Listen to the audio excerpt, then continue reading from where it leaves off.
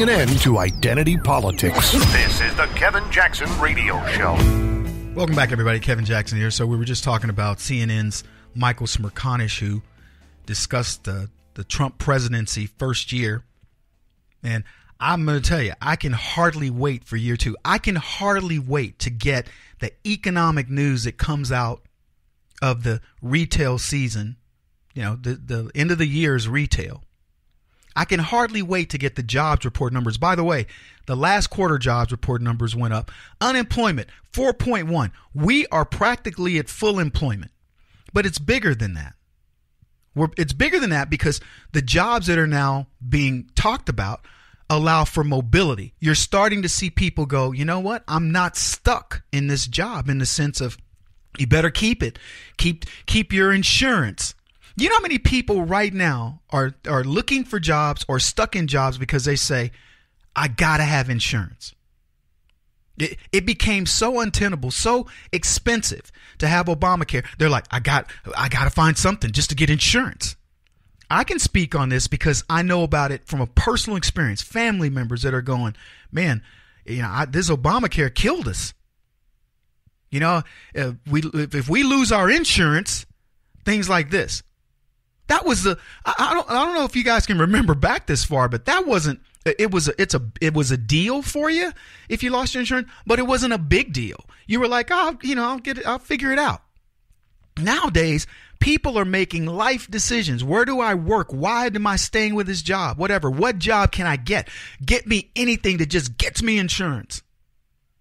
And that's not what Obamacare was supposed to do. Do you feel better about your health care decisions under Obamacare? I mean, honestly. I'm not trying to give you, I can tell you right now from my personal experience, the Jackson family, I do not feel better.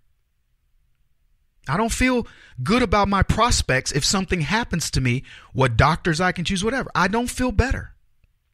I can tell you, having spent a small fortune because of everything that's been going on, it's like, are you kidding me? I got to pay for that? But I thought, but.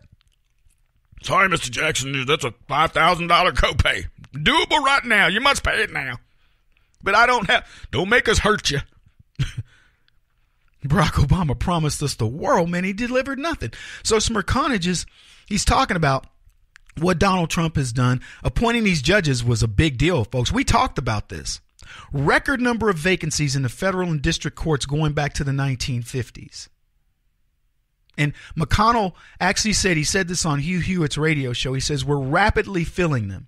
And he says, let me tell you the definition of rapidly. We've already done 9 circuit court judges this year. Barack Obama did 3 in his first year. And he had 60 Democratic senators. That's how Donald Trump has appointed 300% more circuit judges than Barack Obama year one. And Barack Obama controlled the Senate with a majority. So McConnell says he wanted to get 3 more judges confirmed by the end of 2017. I'm not sure if he did, but they were going for 12. Keep in mind, folks, this is the courts like the Ninth Circuit Court in California, one of the most leftist-leaning courts. These are the types of things that these guys are looking at. These are where the decisions that get made, the levers that get pulled, folks, are at this level. Who was it that just recently this gay couple, the baker had to pay $135,000 to this gay couple because he wouldn't bake the gay cake? That's an Obama judge. The reason why President Trump couldn't get this travel ban done was because of a Obama circuit court judge. I don't know, he may have been a federal, but it was an Obama judge appointment that essentially overruled the president of the United States. Now, I was listening to Smerconish, and I didn't play the clip again. If you'd have to go back and listen to the last segment, folks. And you can do that, kjradio.com, at your leisure. But we were playing a guy from CNN, Smerconish, who was saying Donald Trump is unquestionably the man of the year. Whether you like his politics or not, he has been the most radical change in the history of this country over the past 3 or 4 decades. The closest you could go back is the Carter-Reagan time period, because that was the biggest transition between weak-kneed foreign policy and somebody that said, we've had enough. So this is where we are. Donald Trump inherits a pansy president's economy, his style, to call it leadership is to insult leaders. But whatever you want to call Obama did, and now you got a guy like Trump. And I'm listening to Smerconish, and I was thinking, he says for better or for worse, but he's really telling you in his CNN little opening monologue for better. Even State Department spokesman John Kirby, we talked about him a while back. He says he was asked about, I think it was Wolf Blitzer who was interviewing him. He says, I do absolutely. He goes, I mean, him and his team, they have. He goes, and he's talking to Wolf Blitzer. He says, if you told me a year ago, Wolf, that the Chinese would cut off all natural gas, that they would cut off importing seafood from North Korea, that they would put pressure on the oil exports to North Korea to that degree that they would have, I would have laughed at you. He says, I didn't think that was possible. This administration has been able to do that. Now, again, there's more work that needs to be done. But he says, I'm encouraged to hear Secretary Mattis and Secretary Tillerson talk about diplomatic efforts, being in the lead. The fact that there's still maneuver space to explore diplomatic options. What he's saying, folks, is no matter what they said about Donald Trump, he's a war hunger, war mock, war hawk, whatever. He's actually a diplomat. Now, here's what happened during the holiday, the period, between Christmas and New Year's. The Chinese were caught shipping oil to North Korea, doing an oil exchange with North Korea. And President Trump tweets out, caught you red-handed. I'm paraphrasing, but he's like, look, we caught you. You're violating sanctions. And I talked about this. If you think he's going to let these guys get away with this, you're crazy. So South Korea confiscates the North Korean ship. I think that's where we stand right now. I don't know. I haven't followed it that closely, but think about this. So we caught the Chinese red-handed trying to get oil to them. They're going to have some, I don't know who's going to die over there, but somebody's going to die because they shouldn't have been caught. They shouldn't have been doing it, and they shouldn't have been caught. And even though high-level people probably sanctioned it, the Chinese like to kill people. They executed 10 people publicly, but during the time between Christmas and and New Year's. Yeah, you guys, did you hear about? They did it like they brought people into a big auditorium, and they executed 10 people. Read up on it. This is the truth.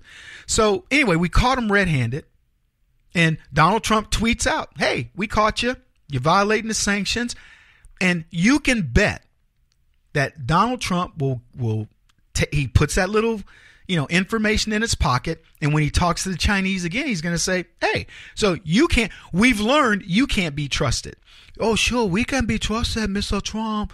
It is no problem. We are very sorry. And Trump's going to go, yeah, you've been saying that. You've been telling us that for years. So here's what we're going to do.